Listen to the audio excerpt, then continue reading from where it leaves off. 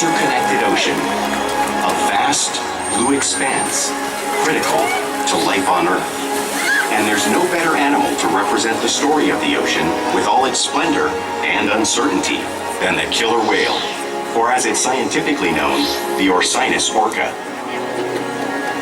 The orca lives in every corner of the ocean, from the Arctic to the Atlantic, the Southern to the Indian, to the mighty Pacific and beyond.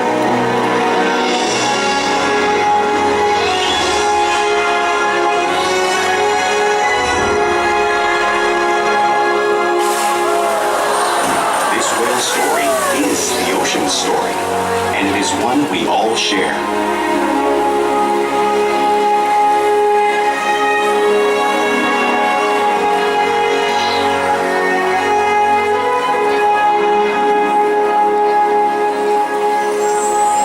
Welcome to SeaWorld's Orca Encounter. I'm Amber, and I'm honored to introduce you to this intriguing and majestic animal.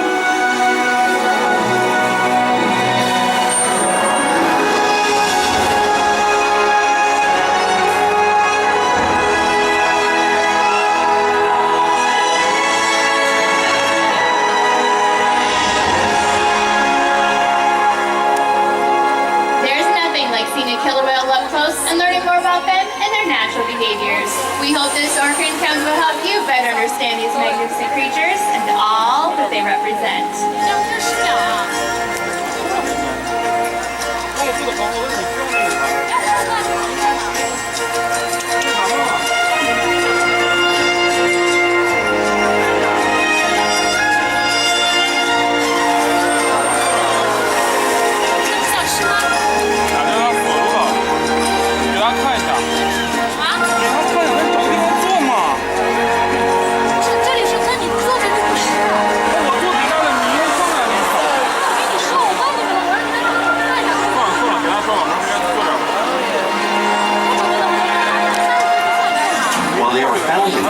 Ocean.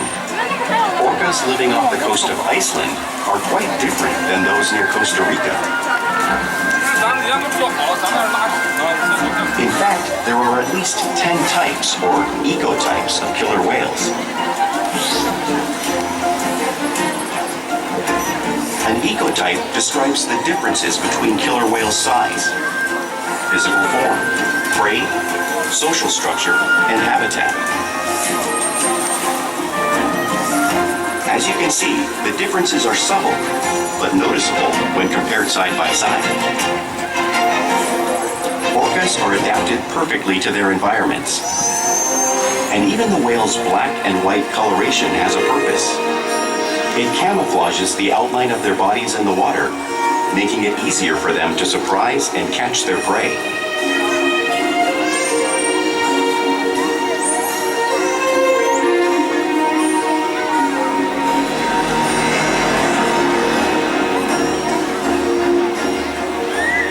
When viewed from above, the black of the whale blends in with the dark depths of the ocean.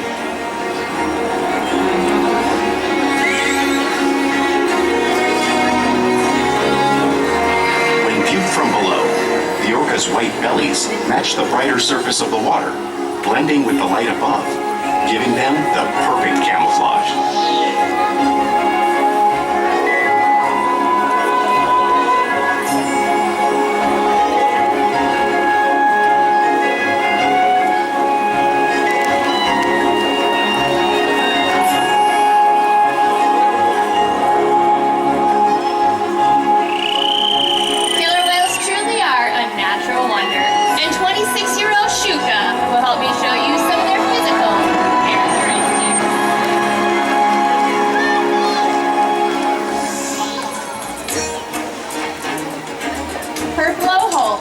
Designed for getting a quick breath at the surface.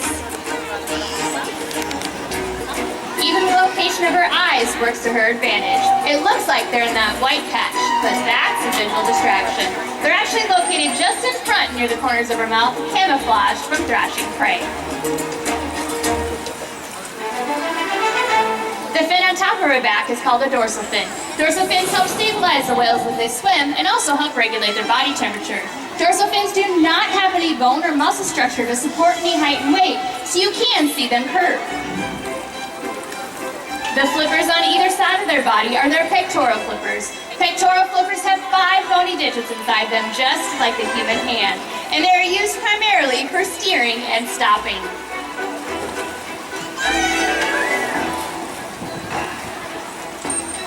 The lobes on either side of the tail are called flukes. Tail flukes are the killer whale's engines, propelling to the speeds of up to 28 miles per hour. But they swim the fastest and use the most power when propelling their almost 10,000-pound bodies out of the water.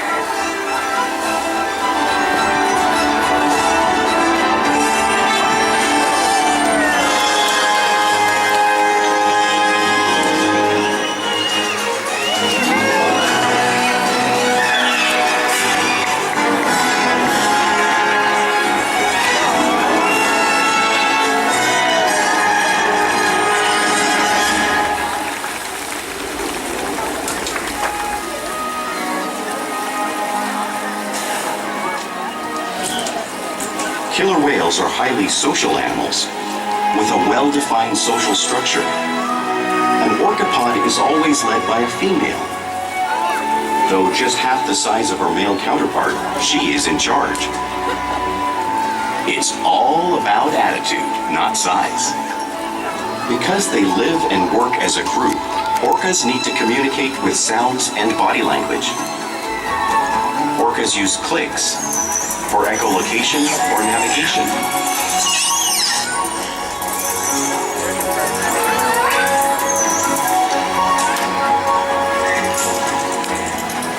Whistles to socialize in the pod. And calls for group coordination and hunting.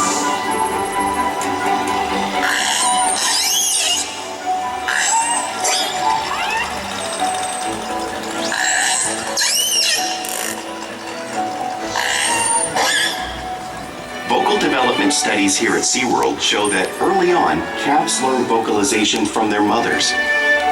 But as they grow, they learn from others close to them as well. This is a bottlenose dolphin call that Shuka learned and even taught other killer whales here at SeaWorld. In fact, orcas are the largest members of the dolphin family.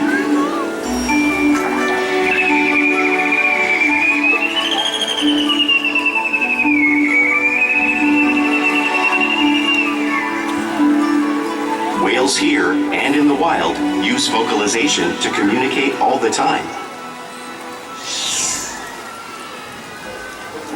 Like all animals, killer whales use body language as part of their communication. A pectoral slap is used to show dominance and to get noticed.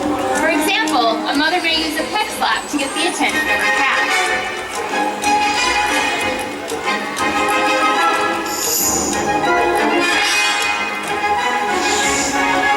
But when they really want to be heard, they preach.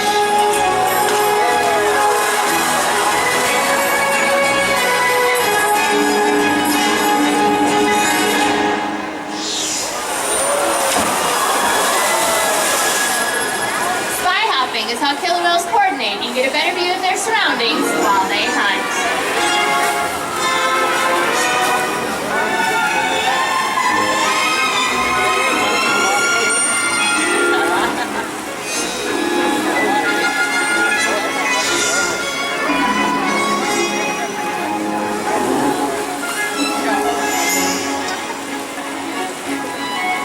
Slaps are another form of communication killer whales use in the wild.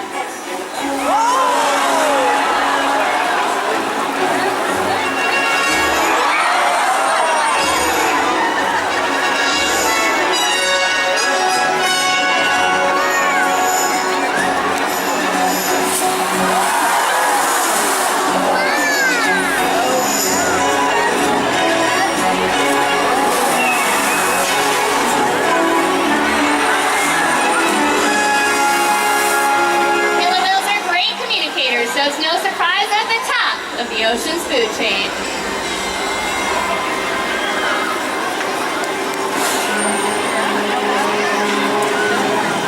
Killer whales work together to rear their young protect their pod, and most importantly, pursue and catch their prey.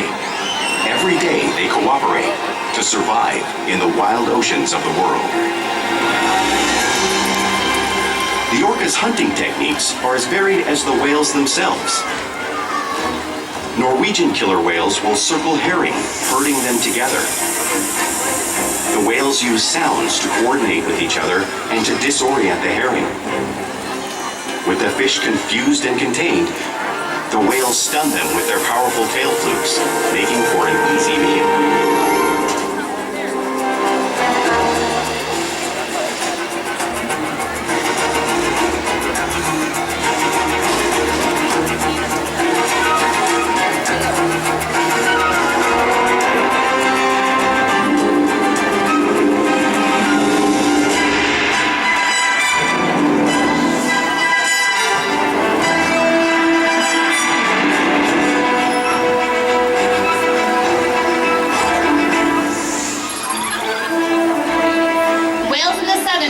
Will capture sea lions by pulling them right off the beach.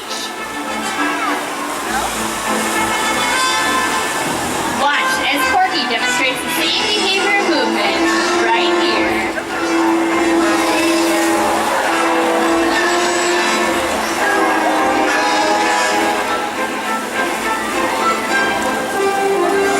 Antarctic orcas will actually create waves washing over ice floes, knocking seals into the water.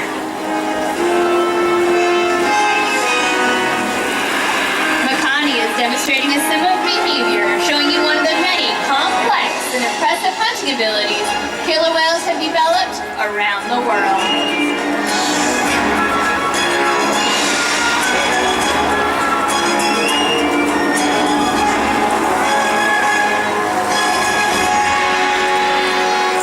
You just saw these waves crashing in front of you, but you can't surely imagine how much water is displaced unless you experience it firsthand. Luckily, we have a couple of brave friends who have volunteered to feel the power of the waves created by the whales. So go ahead and have a seat right there. Scoot all the way back. Hold on tight to that black handle there. You guys are already shivering. Nice warm 55-degree water for you. All right, it looks like Corky is on her way. She weighs in at over 8,000 pounds. Hold on tight, guys. My goodness, that was an amazing wave. You guys did an awesome job holding on tight. Great job. Excellent job, you guys. Thank you so much for helping us show the power of the waves created by the whales. Now, because killer whales are found in all parts of the ocean, it's no surprise they eat all types of prey, including other whales.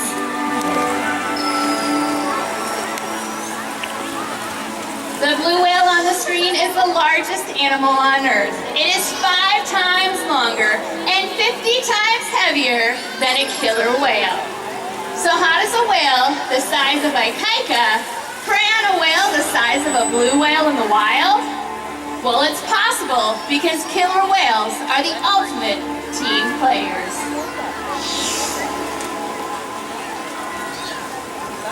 In this example, we see the larger male orcas surround a sperm whale, forming a perimeter, while the females continue to drive the whale forward until it reaches exhaustion. The calves then move in to join the adults in the group. Whatever their prey, killer whales always cooperate and hunt together, making them a highly successful predator.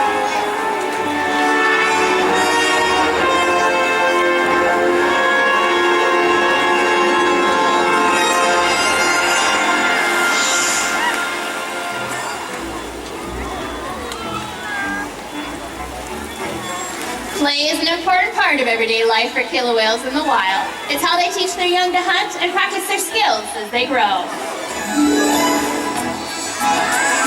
You'll see whales interacting and showing their playful side, both in the wild and here at SeaWorld.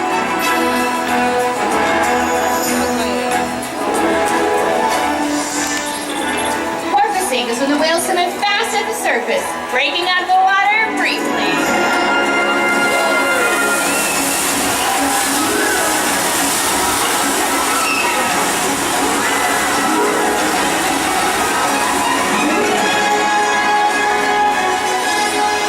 You'll see them do this when catching a ride in the wake of a boat or when surfing in a wave.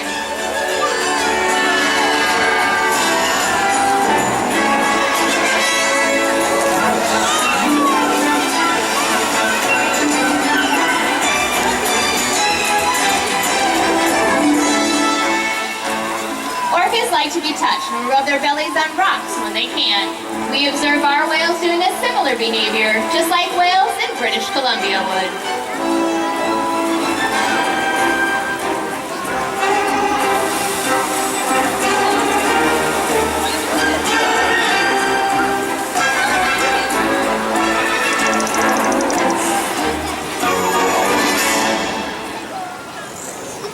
You'll also see whales imitating each other in the wild. We see it here at SeaWorld all the time. Killer whales are always mimicking and learning from each other.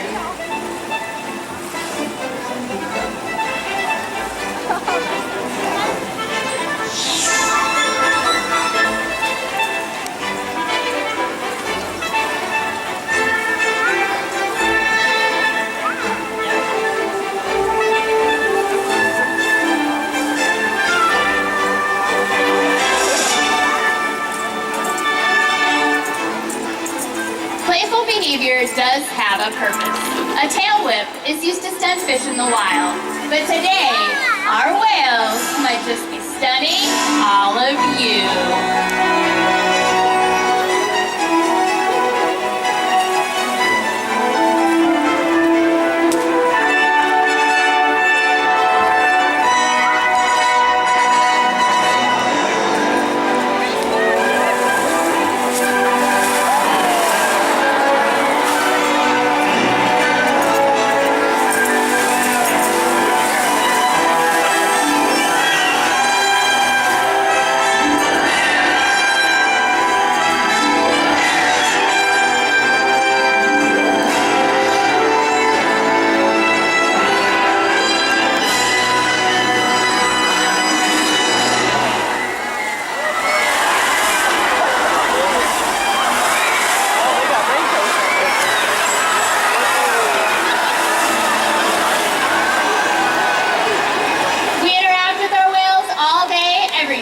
Allowing us to share trusted relationship, provide optimal health care, research, and quality of life. Our whales take an active role in their own health and well-being. All of the whales are trained on a variety of husbandry behaviors or behaviors that will allow us to help keep them healthy. You're seeing one of those behaviors right now where we just ask them to line up. We give them a nice big rub down, but we can also take a look at their body, make sure that everything is nice and normal. We can also ask them to roll over, offer their tail flukes, and they have a vein that runs right at the surface of those tail flukes, and our veterinarians can come and draw a blood sample so we can check their health. They'll also slide out onto a scale. We weigh our whales once a week to make sure that the adults are staying healthy and that our calves are growing properly. They'll even allow us to get a breath sample from their blowhole. All of this is possible because of the trusted relationships that we've built with the whales day after day here at SeaWorld.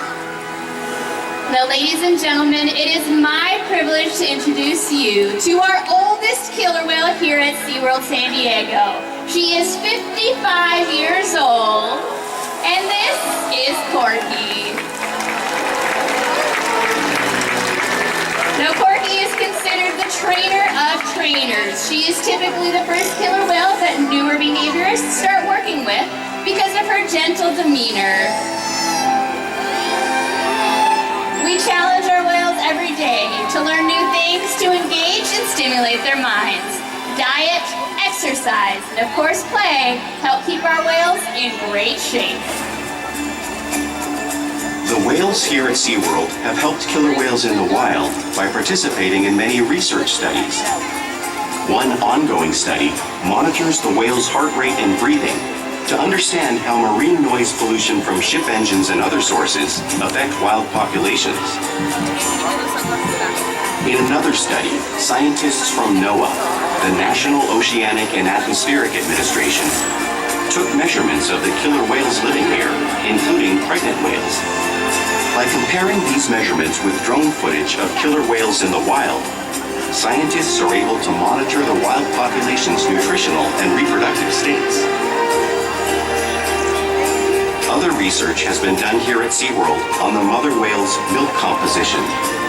This research will help create an effective model to understand how toxins in the ocean impact wild killer whales and their milk supply.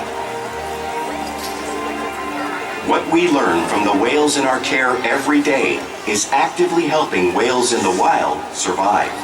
And just by being here today, you've supported our rescue, research, and conservation efforts all around the world.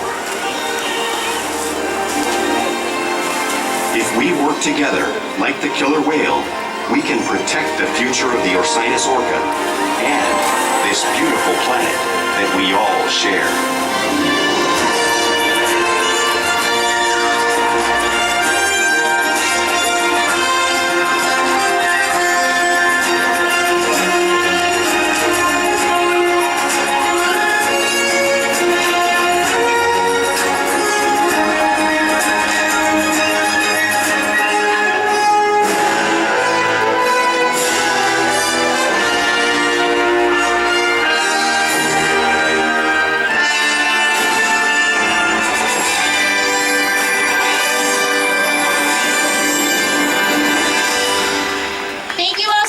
Joining us today at Orca Encounter. We hope you have gained a greater appreciation for these amazing animals. Enjoy the rest of your day at SeaWorld.